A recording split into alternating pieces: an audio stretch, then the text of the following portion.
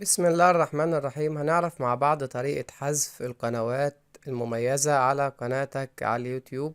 الطريقة ببساطة بنضغط على تخصيص القناة في المكان ده، بتنقلنا لصفحة تانية مع بعض.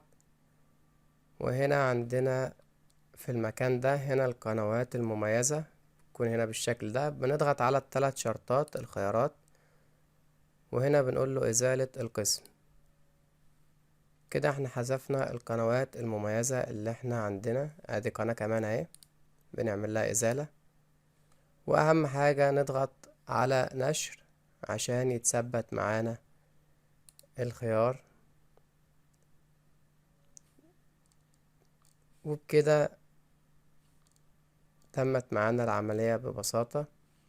لو رجعنا للخلف على القناة